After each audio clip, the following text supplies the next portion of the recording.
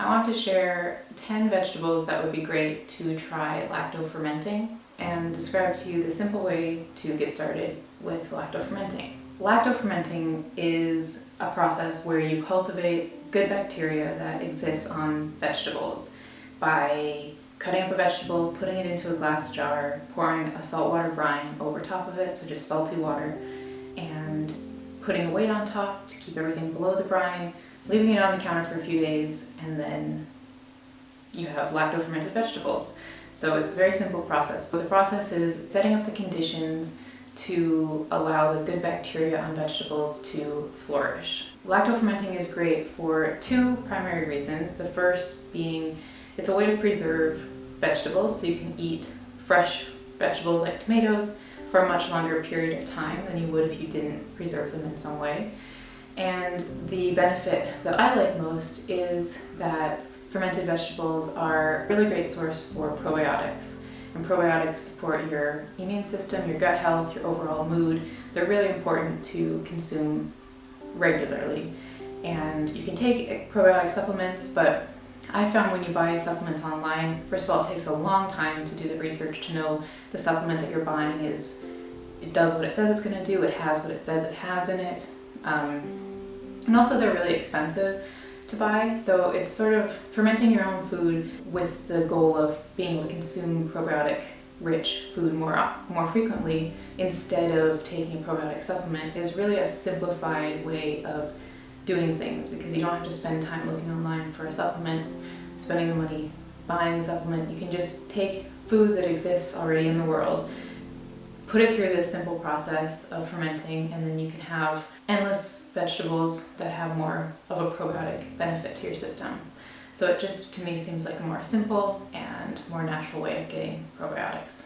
Some fermented foods that you might be familiar with are yogurt, milk kefir, sauerkraut, pickles, fermented cucumbers, pickles. But you can ferment a ton of vegetables, which I didn't know about until very recently, and I've really gotten into it. If you've seen my other videos, I've made videos about fermenting carrots and onions and tomatoes, and I've really been enjoying fermenting vegetables, especially vegetables that we can use in a lot of different recipes. So fermenting garlic and onions, those things go into a lot of different recipes. So by fermenting them and adding them to those recipes, you're just giving yourself a little bit more of a probiotic boost with all of those foods. I want to talk through 10 vegetable ideas that you could try fermenting and the simple way to do it. So the first is tomatoes.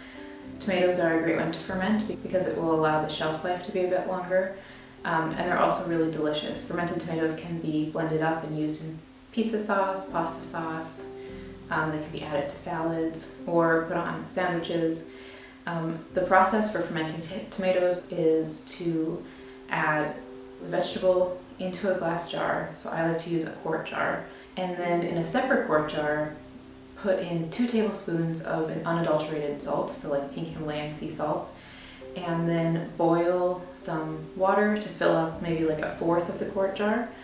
Pour the boiling water into the quart jar, stir it up so the salt dissolves, fill the rest of the quart jar with cool water, and then mix that all together and pour the saltwater brine that you've just made over top of the vegetables, and then use something heavy to keep the vegetables below the brine, like a fermenting weight. You could also use a Ziploc bag with water in it, or a Ziploc bag with something heavy in it, like a rock.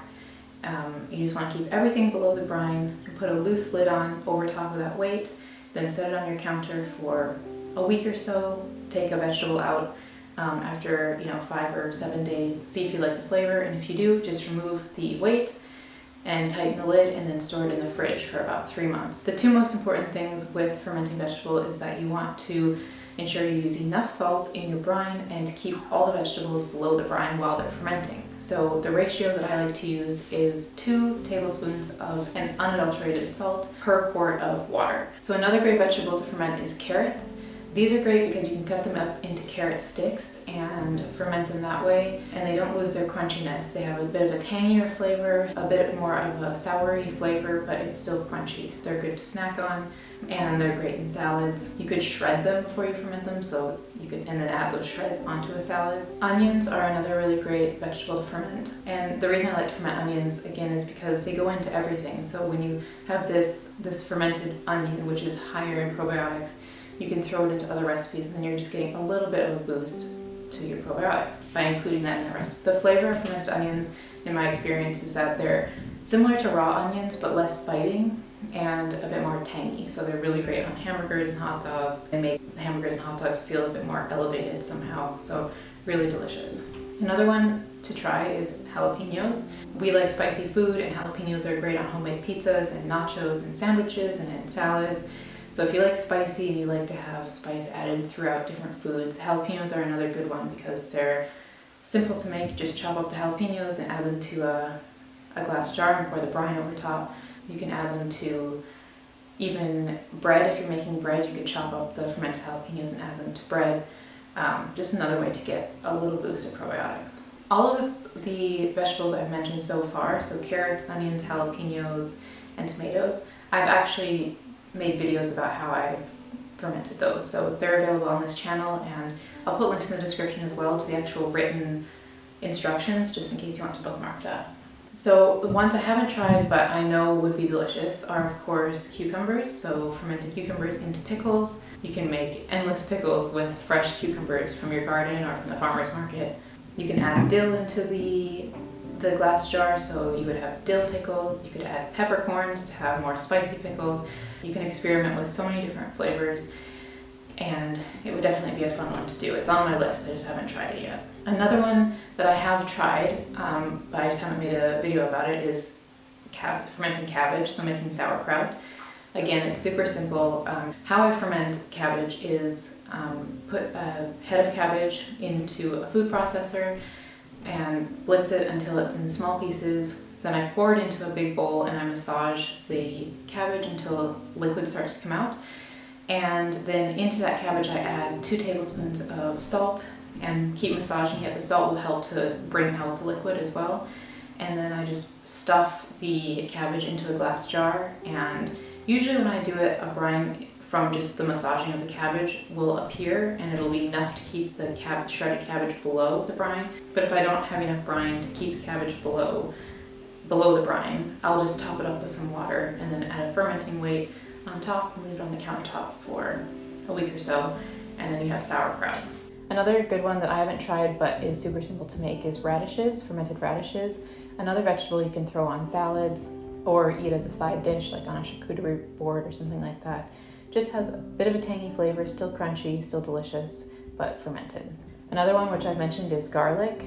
Adding the cloves of garlic to a small glass jar, putting the brine over top and allowing it to ferment for a week or so, and then just using the garlic as you would unfermented garlic. Zucchini or courgette is another good one to try. Fermented zucchini, you could chop it into sticks or rounds and have a really delicious side dish, fermented zucchini.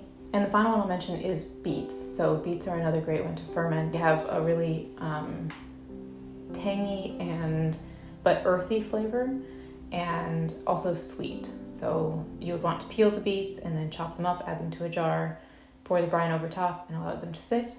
They would be great as a side dish, eaten plain, but you could add them into other salads. You could add them into like a carrot and beetroot salad. So that's what I wanted to share today. I hope this encourages you to just try fermenting vegetables. Before I got started, I was maybe worried I would do something wrong, or I didn't really know how to do it, but it really is as simple as it sounds. Want to remember to keep the vegetables below the saltwater brine and to use enough salt when you are creating the brine. But until next time, thank you for stopping by today. I make tuna videos every week sharing what I learned about simplifying food, self-care, and consumption in the modern world. Subscribe if that's of interest to you, and I'll speak to you in the next Documenting Simple Living video.